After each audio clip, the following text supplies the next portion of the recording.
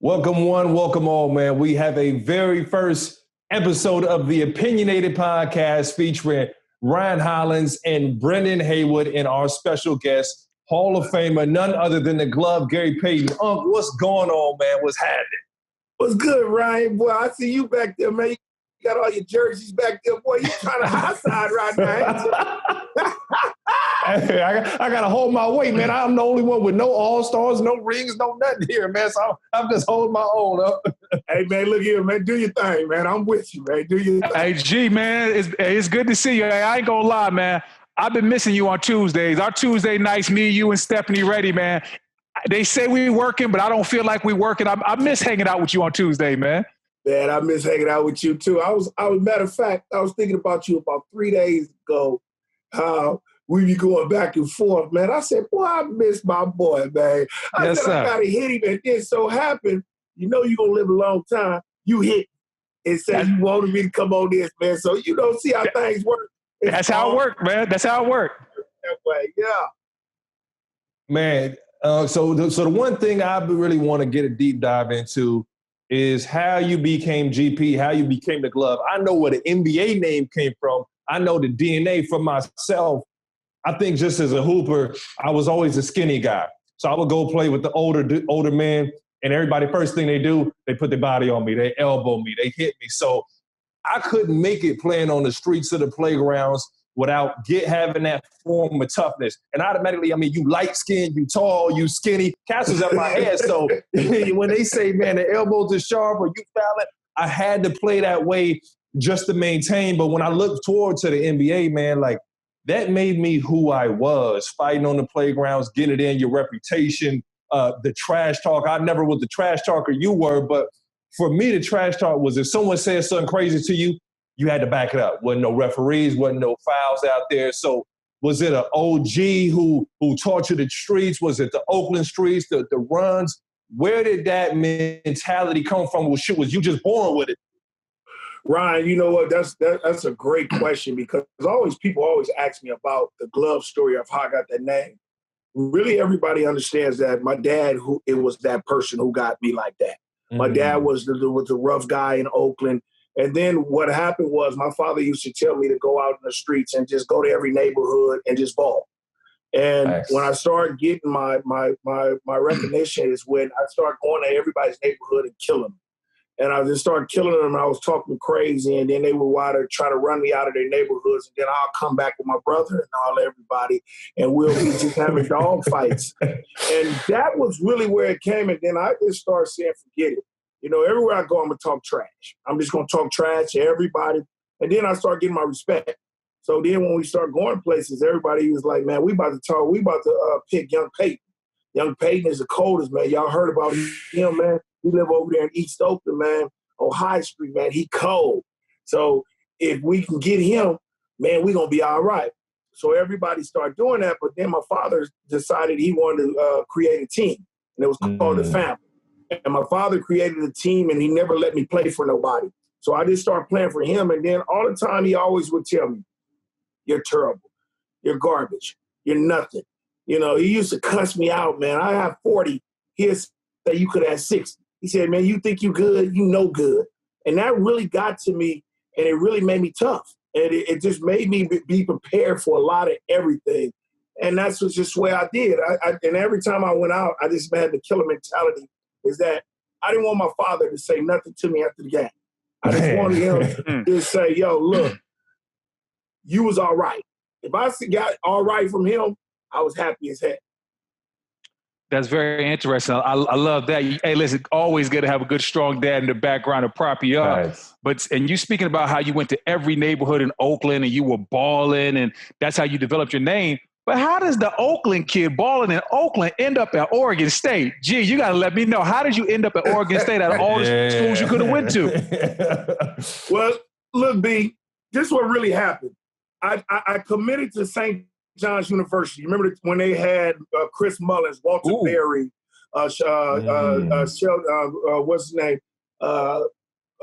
Sheldon Jones, whatever Sheldon was, Bill Weddington. They had all of them. They had everybody. Even they had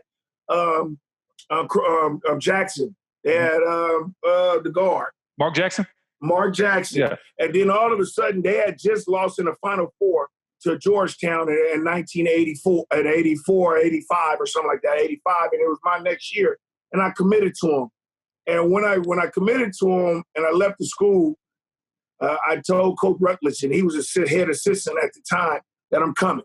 I'm going to be a kid coming all the way from the West Coast, and I'm going to come all the way to New York. And when we were supposed to, that was the day I was me and Greg Foster was on the same team, and Greg Foster committed to UCLA. So he was going to go to the Pac-12. I was going to go to the Big East. And all of a sudden, the day that we was in our gym, we had all the media there and everything, we were about to walk into the gym, and all of a sudden, my coach told me, "Come here, Gary, for a hot second. I have to tell you something. Let's go in the office." And when I went in the office, he said, "I got a phone call for you." And that phone call was from Louis Conaseca. I got on the phone. He said, "I'm sorry to tell you this, but I'm going to have to recruit my kid in my neighborhood, because I don't want to lose all my recruits this way if I take a kid from the West Coast." He said, "I'm going to have to renege my scholarship." Wow. It hurt me a lot. Greg went on to do his press conference, but he didn't do the press conference because my coach said, "We're not going to do that together. So you will do the press conference on, Viva interviewers and reporters." And so when I went home, and I drove home by myself, my parents were there. And when I got home, I just told my mom, I said, "You know what? I'm not making the right decisions. I think this is just a sign that I wasn't making the right decisions. I wasn't doing the right things. You can pick my school the next time." And a couple of days later, a couple of more letter of intents came. And my mother liked it, Ralph Miller, a lot. She thought he was really a militant type of dude. She didn't want me to go to no city. I was coming out of the city of Oakland. I was running crazy. She wanted me to be in somewhere that I would be focused. And Oregon State was the country. I didn't even take a visit there. Whoa. I took a visit there afterwards, and then all of a sudden we made a announcement. Everybody came to my house, and I didn't even know what school I was going to. And my mom had the hat. She had everything. And when we announced it, my mom said my son is going to be joining Oregon State University. And Coach Anderson walked in the house, and we were there. And I did like this. I said, "Oh, my God." I said, "You going to send me to a school I ain't never went to, I ain't never seen." But then I took the recruiting trip the following week, went there, seen it. It was nothing but a country. And that's how it went. My mom picked my school, and look what happened. God made it happen. God made it happen for a reason. Look how it turned out. I became All-American. I became the number 2 pick in the NBA, and it was great. That's crazy. I never heard that story before. Man. Never knew that. Hey, listen, I want to know who was this bum that they took over you at St. John's though? Like, I got to get that guy's name. Who was that kid? You remember Joe Brodnex? He never made it. He only came to school for 1 year, and that was it. And he got out of there. You know who else was in that class? Jay Williams. You remember Jason Williams, the one who was at the New Jersey Nets? Yeah. He had committed with me. Who else committed with me? Oh, Moses Scurry committed with me. And Moses, got ineligible, and then he went to junior college, and then he went to UNLV. So we was going to have a great class coming into that, but, none of us ever went to St. John's, and that's what happened. Man, you talk about being the number 2 pick in the draft.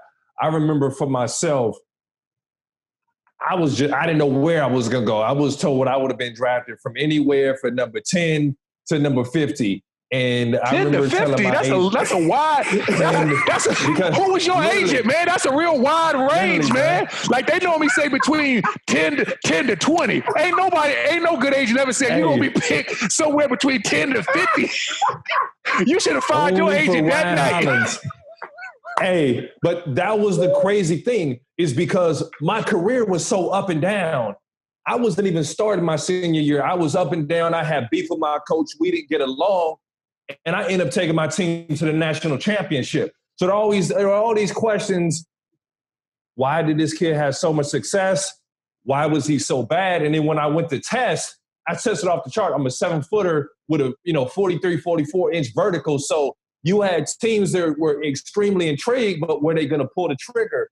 And it's funny, I remember when I went out to, I was approached about Charlotte, and they said, Charlotte wants you to work out. And they said they only had the number 2 pick or the 50th pick. So I told my agent, man, I don't want to go there. I sure ain't being drafted 50th.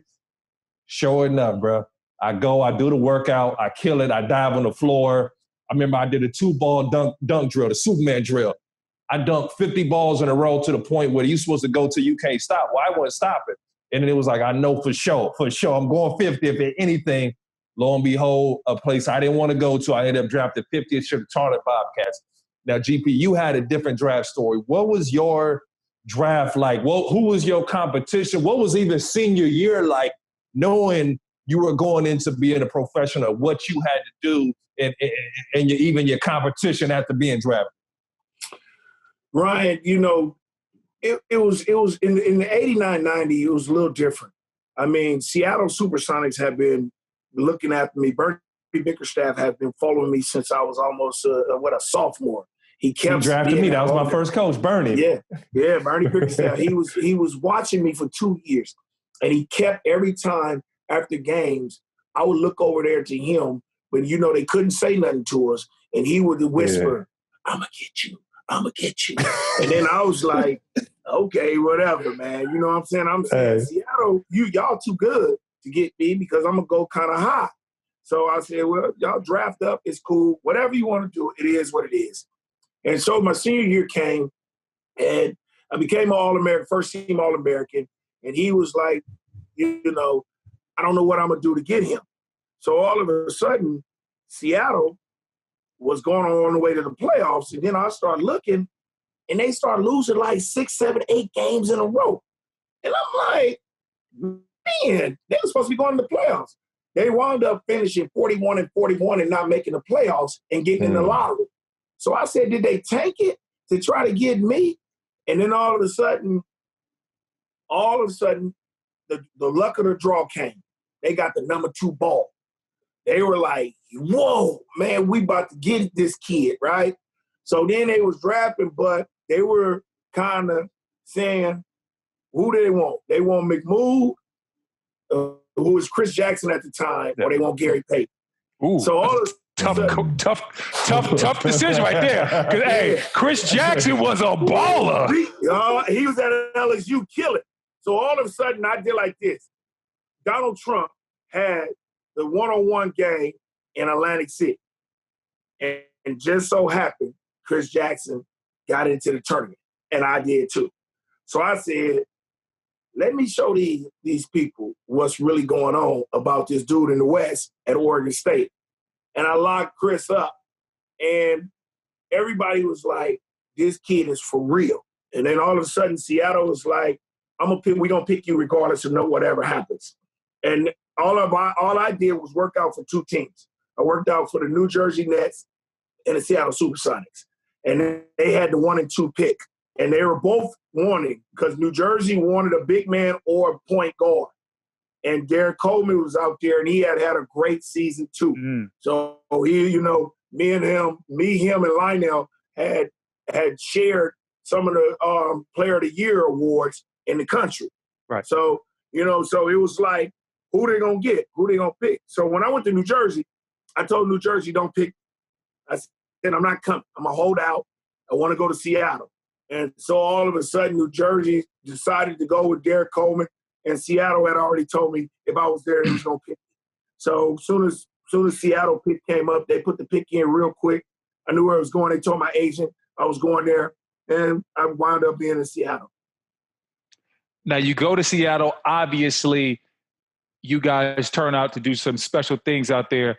I remember watching you guys as kids, playing with you on the video game. Listen, that combo, Gary Payton to Sean Kemp, was truly special. I think it's one of the more underrated duos in the league, and just talk to me about when you knew that, hey, listen, what me and Sean got is special. When I throw that lob up to the Rain Man and he's dunking and doing all the antics, pointing, listen, Sean made the game so fun for a kid like me to watch. When did you know we're going to be able to take this league by storm and do something special?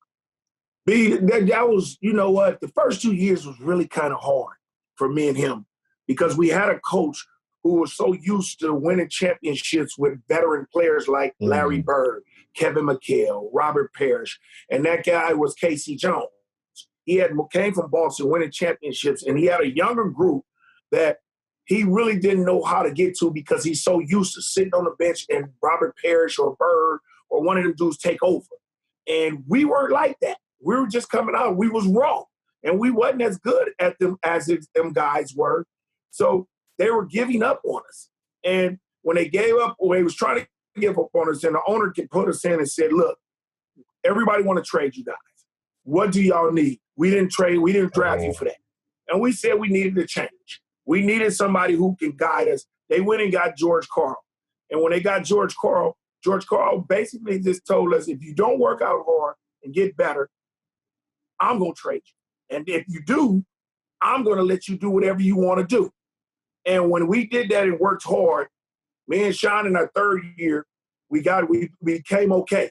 Our fourth year in 94, when we both made the All-Star team and we started playing to that level, that's when I knew me and him was going to be something special.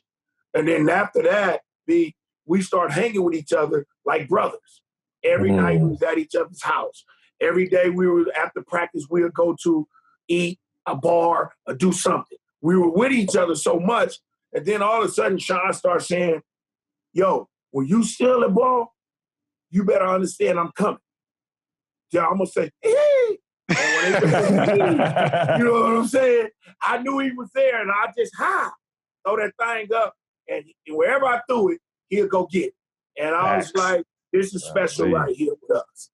Was there any one play that you can walk us through where, or a couple, maybe there's two or three, I know I can think of a few in my mind, where just, man, you just thought, man, I threw this thing impossible to the roof, or someone he dunked on, and it was just like, I never just walk us through the moment like we never seen it. Ryan, it was in Seattle. Sacramento, It was in Sacramento where that's when Chris Webber, Mike Beebe and all of them, they was balling, man. They had players, man. Strachman, man, he was shooting the thing. He was killing, right? So it was an intense game, and we always had rivals with Sacramento. The bell horn, the cow horn was in the back. He was bringing it all in our ear. And all of a sudden I said, Sean, man, we got to break this game open somehow. And I said, we got to get ourselves motivated because we're not motivated. And he said, well, let's start with you. Man, you got to do it. And I'm going to come right behind you. So I said, okay. So I started D'ing up. And I got a steal. And the momentum was going our way. And all of a sudden, I came down and I made a turnover. And they came back and scored. Then we missed a shot. And then all of a sudden I said, man, I'm blowing this game away, man. I said, I got to do something special. Got a steal. Went to the Gwent and was running. And Sean said, hey. And I did like this. And when I did like this, I turned away and threw it like that. But the ball slipped out of my hand. And it went so high. And I said, man, I'm going to turn the ball over again in a crucial time of the game. And all of a sudden, everybody said, woo! Man, I think he caught the ball at the top of the backboard in the cone. He caught it, and I seen his hand grab this one, and he caught it with his right, and he dunked the ball like this. And everybody said, oh, no. And all of a sudden, everybody on our bench went crazy. And I said, I turned back around. I said, he went and got that? And he was like, with his hands and stuff, and he was walking down like this. I said, boy, you unreal. I said, man, go get it. And they was like, man, and then we seen it on the bus after the game, and he caught it in the corner of the backboard and dunked it. I said, man, he is unreal. I said, that's a freak of nature right there.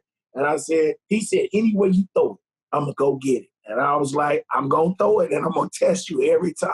So that was my story with him at Sacramento. And I said, that's incredible.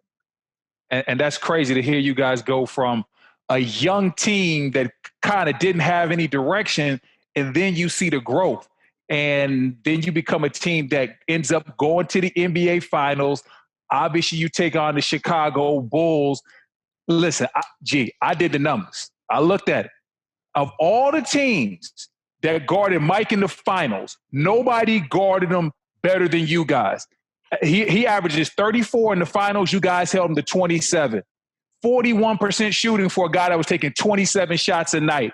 What were you guys doing that made Michael Jordan's numbers look off? Because against everybody else in the finals, he's Air Jordan. Against y'all, I mean, he was still great, but he wasn't at the level that he was against teams like Phoenix and the Lakers and Portland. Well, B, you know what? That's a great question. A lot of people ask me, what did we do against him? In the first 3 games, he was averaging about 32. And then all of a sudden, I switched on him. And then what happened is that I made it hard for him. I didn't make it easy for him. I kept nagging him, fronting him, denying him, and doing stuff. And then when he got the ball, we doubled him real quick. We made him kick the ball a lot. And when he kicked the ball a lot, it got him out of his rhythm. Because by the time he kicks it, it's only like 4 or 5 seconds. It's no time for them to kick it back to him. And when they were kicking it back to him when he was getting mad, he was taking quick shots. And when he was taking quick shots, I was always underneath him. I was underneath him trying to disturb him, and he made him quick shots, and it started making him miss a lot of shots. And then at that point, Phil Jackson went away from him. And he went away, and he started going to Pippen and Kukoc, and they were having good games. And Jordan was getting a little frustrated, and Phil would put him on the bench, and then they'll try to make a run with the team that they had with Dennis Rodman, Kukoc, Harper, and Pippen. And they were doing a good job at it. And Jordan wasn't relaxed with it, wasn't comfortable with that. And we just made him out of his comfort zone. As you see what Cleveland did to Stephen Curry. They always made him out of his comfort zone. Didn't let him be in a zone where he can kill you. And these guys can kill you if you let them stay comfortable. And that's all we did. We just got him uncomfortable, and he took shots that he wasn't used to taking so quickly, and it was successful for us. Yeah, G, your greatest trash talker of all time. As we watch The Last Dance, we find out that Michael was a trash talker too. But we also know with guys like Mike, Kobe, and LeBron, what he decides to, you don't talk trash. Did you trash talk Mike? Apparently he was great at trash talk. How did it work with you two in the mix, and how did you handle that? Or was it like, you know what, I just need to play ball. This is Mike right here. No, I didn't give him respect like that. Everybody knew it. I didn't give him respect like that. I went at him. That was my game of the year for me. Me and him. I only played him twice, so that was my game of the year, to go at him. And I knew he was going to come back at me talking, talk. And it was so fun. It was fun talking with him and going back and forth. So that was the thing, because Mike was so competitive, he couldn't not resist talking to you if you talking crazy to him. That was just him. And I was having fun with it. And I look forward to going to Chicago and him coming to Seattle, because I knew that was my highlight of the year. And I have to show up. If I'm the defensive player and he's the number 1 player in the league, as in scoring and everything, I have to go at him. I have to make it understandable that I'm the defensive dude and he's going to go through me, then he can go through anybody in the NBA at the time. Yeah, Mike definitely super competitive. Loves to talk that trash. I know I'm watching The Last Dance. Are you watching The Last Dance also? Have you been watching it? Yeah, I done taped it. We videoed a lot of that with Nike. So when they were getting it all done, I got a lot of info about it, because we all sat down and talked about it a lot. Okay. And so, there's the clip that's circulating where Mike's looking at the iPad and he's like, yo, yeah, I went against the glove, but I ain't really have a hard time against the glove. I know that's just Mike's nature, because he can't admit that somebody kind of D'd him up. What were your thoughts when you saw it? Because I know you saw it. I know how you still got that fire in you. When you saw that clip and Mike said he ain't had no problem with the glove, what was your first thing? Did you just throw your iPad down? What'd you say? What'd you do? I was hot. I was thinking about calling him at the time. And I was like, okay, now you want a high side in line for everybody. All right, it's all good. I said, but you know what? That's what I expect out of Mike. because I would have said the same thing. I would have said the same thing. You know me, B. I'm not going to admit to nothing, man. I'm not going to admit to somebody that D'd me up or did nothing. I always tell you anytime in my career, nobody gave me problems but one person, and that's John Stockton to me. So, you know, that is just the way the game goes. I'm not mad at Mike because Mike didn't have too many games that nobody D'd him up. You know what I'm saying? He always was dominant, you know, but I think me and Joe Dumars was a thorn in his side. I really do think that. And I'm glad he said that because that I wouldn't expect nothing else from him. I don't expect nothing else from Michael Jordan. Michael Jordan is Michael Jordan. That's why we're talking about it. That's why we're seeing a 10-week last dance on him, because that's just the way it is. He is the guy that we're all talking about as the greatest basketball player to ever play. And that's fine. And I don't expect nothing less from him. Man, you said John Stockton, excuse me. What did John Stockton do to give you fits? You know what I'm saying? You guys also ran the pick and roll. And I think on the other end, that was arguably the greatest pick and roll combo of all time. But what would he do? Was there a certain play, a certain action he'd take you out of? You know, John Stockton, he was a little undersized, but he was strong as an ox. He had the strong hands, you know, high IQ, not the greatest athlete. Talk to me about that matchup. And if there was a play like, God, man, I can't stand this little dude. Ryan, you hitting all angles of it because he wasn't as athletic as us. He wasn't that guy that you thought that was going to be great. We were more athletic, but we were more stupid. You know what I'm saying? We were more stupid basketball players because we had video on him all the time. We knew everything they were going to run. We knew where he's going to set a back pick, but we always talking about he dirt. Man, come on now. Yeah. I don't believe that. We got to be more educated than what we're doing. And I was stupid too for many years because I thought I can be more athletic than him. And then I started thinking about it. This guy here plays 33 minutes a game. He shoots 12 times, makes 8. He shoots 9 free throws, makes 8. He gets 16 assists. That's already crazy already.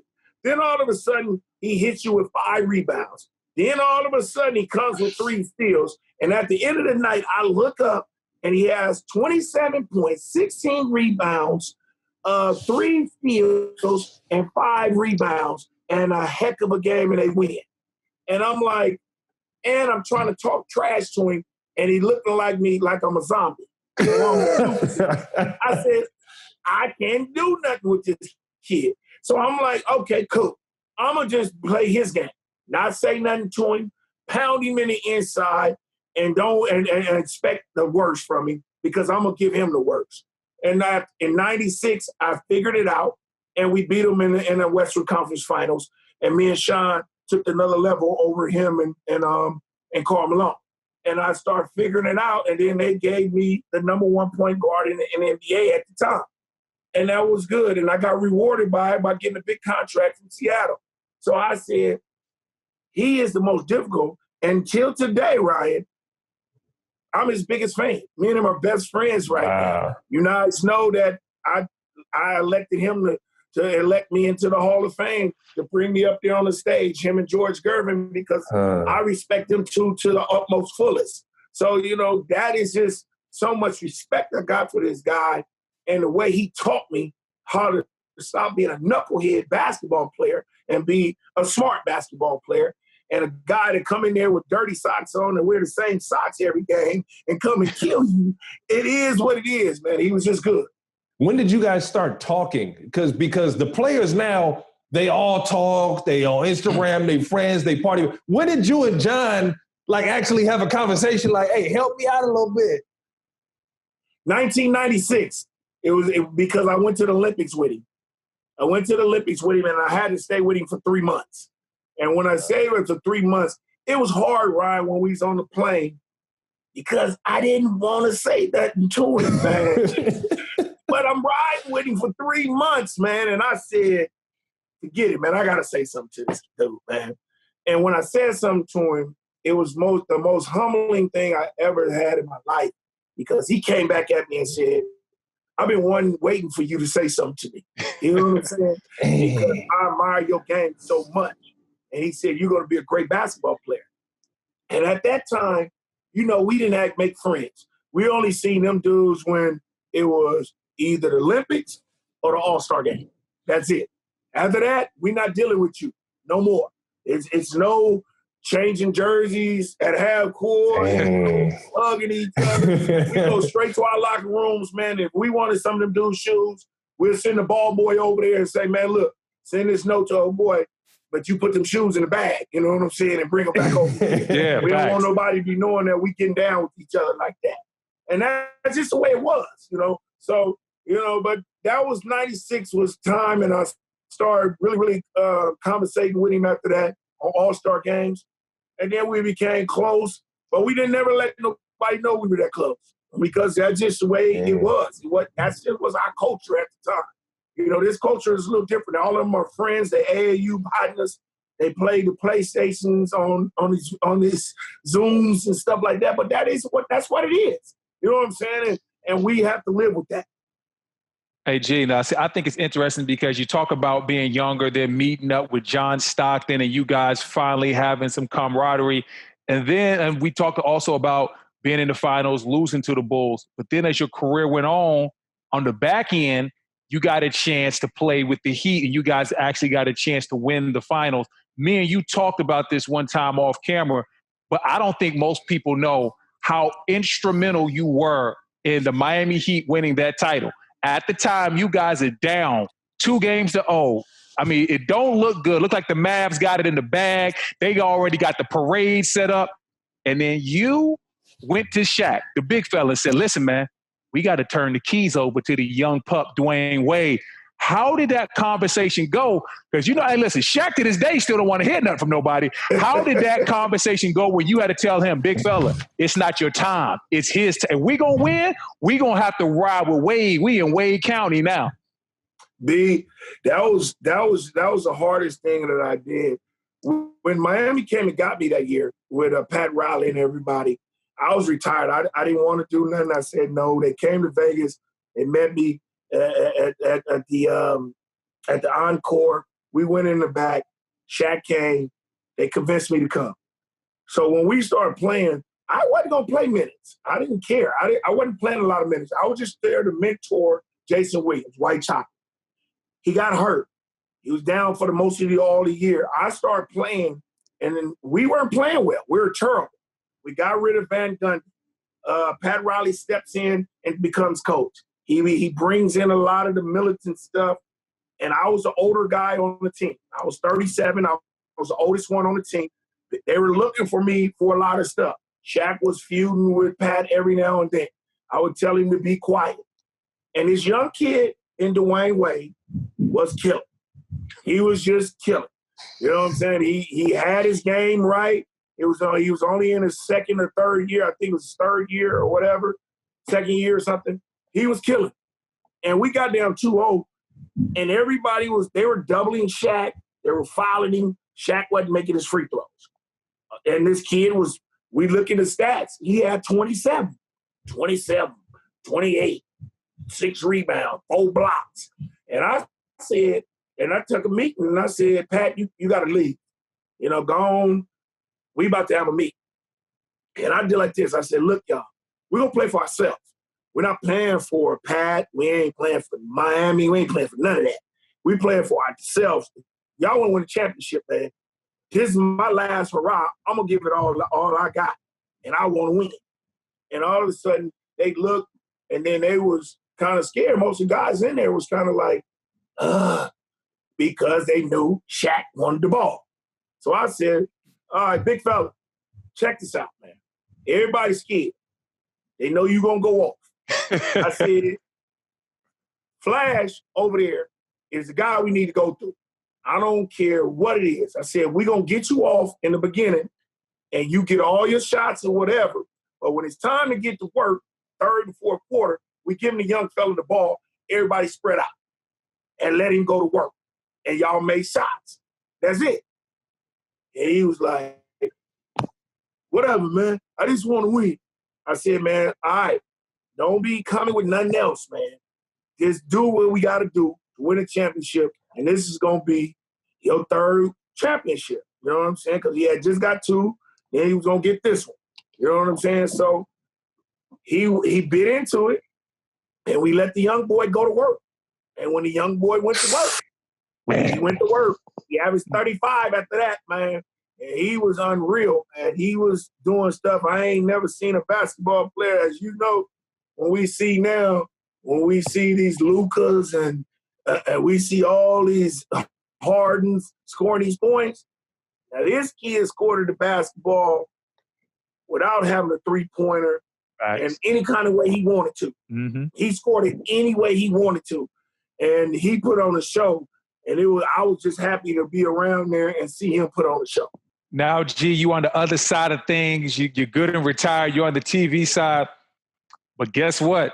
There's somebody in the league, Gary Payton Jr. Tell me what it's like to see your son now live out his NBA dream. And you're the father in the stands. Is it harder being a dad, like having no control? Is it harder being that than being on the court, making all the plays? Like, what are you like when you're in the stands watching your own flesh and blood be the second coming of the Gary Payton lineage? B, that's hard because you always look at yourself and say, man, why you not doing what I tell you to do or how you do it my way? You know what I'm saying? And then all of a sudden you tell them, and they like knuckleheads, and they be like, man, look, I got this. Man, leave me alone, Pops. So it's kind of weird, but I'm very happy for him. He took a long route around it. He was a late bloomer. I mean, he went to junior college, and then all of a sudden he became a junior college All-American. He had the guts to go to Oregon State right behind me and try to live up to what I did at Oregon State. Did a great job for 2 years. He won Defensive Player of the Year in the Pac-12 2 years in a row. Was on All Conference 2 years. Then all of a sudden his dream get busted because he didn't get drafted. Then all of a sudden he doesn't get drafted. Next thing you know, a lot of teams want him. They bring him in. He goes to Houston, does what he do. And then all of a sudden, he becomes like a G League guy. And he kills the G League, and he always calling me, what am I doing wrong, man? Should I get this up? What is it? What is it? And then when you tell your kid something, and they don't really do it, and they do their own thing, and you keep telling them, look, this is what they're saying. They're saying the same thing I'm saying, but you're not getting it. And he was like, well, they're not giving me opportunity. I said, so, okay, then what is the opportunity? I need to go to somewhere where they want to play. And they want me to be me. I said, Gary, this is not the league like that right now. You got to be special. If you're going to be a defensive player, you got to give them something on offense too. You got to give them at least something. And he figured it out last year. The Wizards came calling, gave him a guaranteed contract. Now a couple of other teams want him. I think he's going to stick now, B. I really do. He's more athletic than I was. He's got an IQ of the game that's off the charts.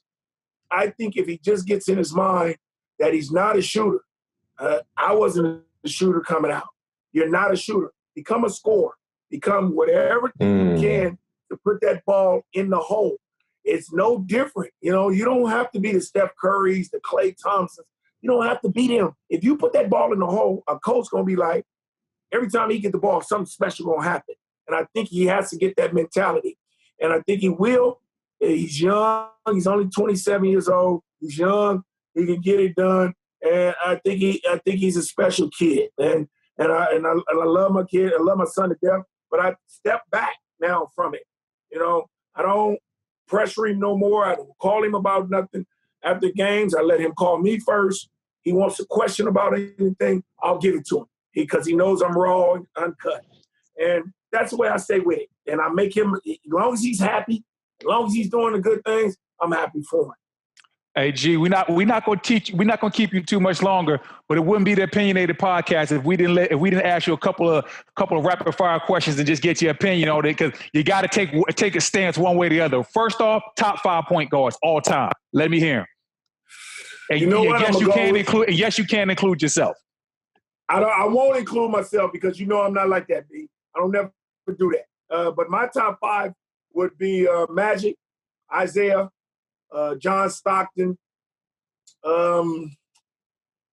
That's quite me, myself. I'm always old school. I got to go Jerry West and then Jason Kidd. You gonna leave Steph off the list, man? Yeah, to me, Steph is not a point guard. Steph is a two-guard converted into a point guard. In this era, that's what's happening. You look at the Westbrooks, you look at the Hardings. They're not really true point guards. The true point guard to me in this league right now is Chris Paul and Rondo. They set up other people and then they make things happen for themselves. They don't care if they get 16 and 12 assists and 5 rebounds. That's a point guard to me. So Steph, y'all can consider him one, but a true point guard, I think Steph is in a two-guard round. Because we could say Allen Iverson was a point guard. We would have to put him in there. But I have to put them in two guards, and then they reign in the two guards because they'll rank up there with what they do. Now, real quick, I would say, is there anybody growing up that you looked up to playing basketball, you watched them on TV in the NBA, and then when you got to the league, you turned and saw that player? Now, I don't know if you ever noticed, when I was a young fella, I was playing with the Bobcats, and I got in the game. It was an exhibition game. You got in, and I grabbed a rebound, and you turned and grabbed my arm and looked at me, and I had this moment like, bro, that's GP right there. Like, did you have any OG player or a moment on the floor? Like, I'm sitting next to you. Ryan, you saw them real dark fingernails on your wrist. Yeah, man. Hey, listen. When them real dark fingernails get on your wrist, you can't get loose, man. I never seen a point guard do that, but the way, he looked me in my eyes, he kind of looked at me like, man, what you made of? And I looked back at him like, give me the ball. B, I'm gonna tell you, Ryan. I'm sorry, Ryan. You know what? The person who I would have did that to, I didn't get to play him, and that would have been George Gervin. I never got a chance to play him, so that was something that I really disappointed in. But it's 3 basketball players that I wish I could have did that, but they were at the tail end of their careers, and they weren't the player that I seen me growing up. That was Isaiah Thomas, Magic Johnson, and Larry Bird. Them 3 were the players that I really, really wanted to play with in their prime, so that I could just try to go at it and they could teach me something. But, Magic retired 2 years in my career. Isaiah did the same thing, and Bird did it in his 3rd year. And I really didn't get to play him. I went at Isaiah for a minute, and then I looked at myself, and I was like, man, I'm kind of scared, man. I said something to say. For that, right? And then all of a sudden, Bird wasn't Bird. You know what I'm saying? I wanted to really play against him, and then Magic, I didn't catch him. You know what I'm saying? Right. And it was a bad thing that I didn't catch him. He retired in '92, right before the beginning of the year. And then in '90, '91, he just, we played him twice, and it wasn't Magic, because Magic wasn't him. So I was just like, them the 3 that I wish I could have done, and I would have been woo. But the one who I would have been like, that's the Iceman, George Gervin. Hey man, like I said, we wrapping it up towards the end. We just giving you a couple of questions here, there, and this is one I'm gonna need. I think I know where you're going, but I'm gonna need you to help me out with this one, because me and Ron are always debating this one. He's actually always on the wrong side of this one. Can you please tell Ryan Hollins who is the GOAT in NBA in the history of the NBA? Right? Who is the greatest player to ever lace him up? Well, we would have to say Michael Jordan. We would have to say Mike. Thank you.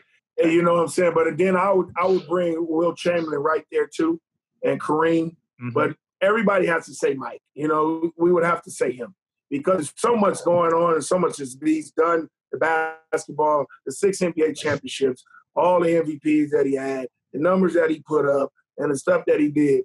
You know what I'm saying? You would have to say him by all the things that happened. You can see now as what ESPN is putting on The Last Dance, you haven't seen too many people get a 10-week story on it. So, we just have to do that. We would have to just say it. We got the young guys who are coming up with the LeBrons, the Kobes. Everybody can do that. I think they're going to be in that category. We especially going to see Kobe sooner or later. And then the next 10 years, we're going to have him at the tragic we just had with him this year. Yeah. And what's going to happen with his life and what we're going to start putting on TV about him.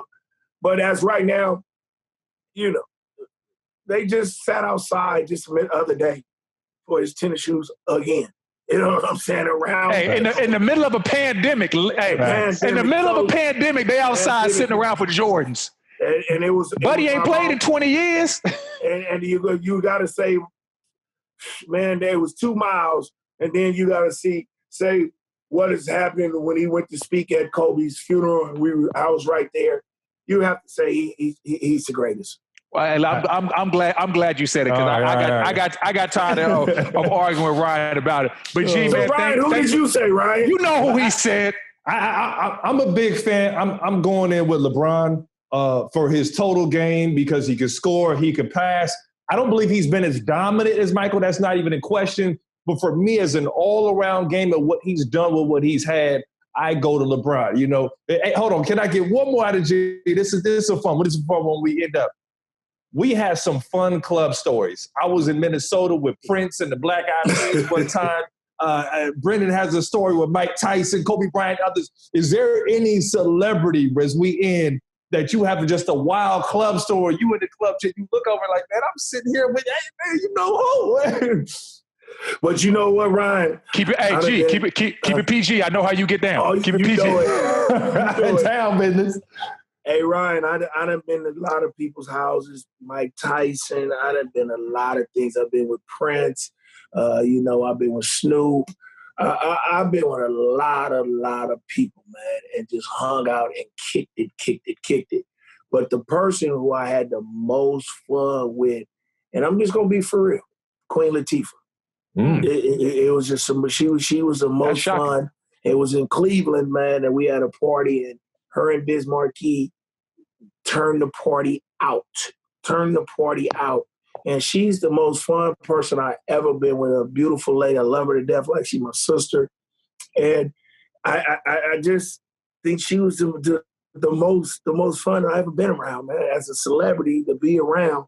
And that was it, being with Denzel Washington, all them type of guys, man, going to the clubs with a lot of people, man. And it's just crazy, Jermaine Dupri, we've been in a lot of guys, man. Jay-Z, man, I was with Jay-Z a couple of times, man. You know what I'm saying? So it's like when you a celebrity and you a star and you see these stars, they're a star of you too, and you a star of them, and you be like, I'm right here with them. But right. Queen Latifah was the girl the star that she just act like herself, man. Yeah. She was acting like she was my sister. You know what I'm saying? And when we was kicking it, it wasn't no man this and that. She was just having fun. And that was the biggest thing I seen. And then she came to my birthday, my party in Cleveland at the All-Star game and turned it out, man.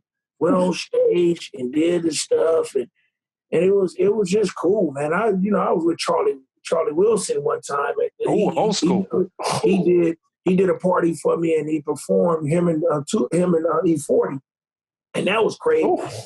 Magic was there, and everybody was at the party, and I'm like, the funnest I ever had, Queen Latifah, by far. Dang. Mm-hmm. That's a lot of big time. That's a lot of big time.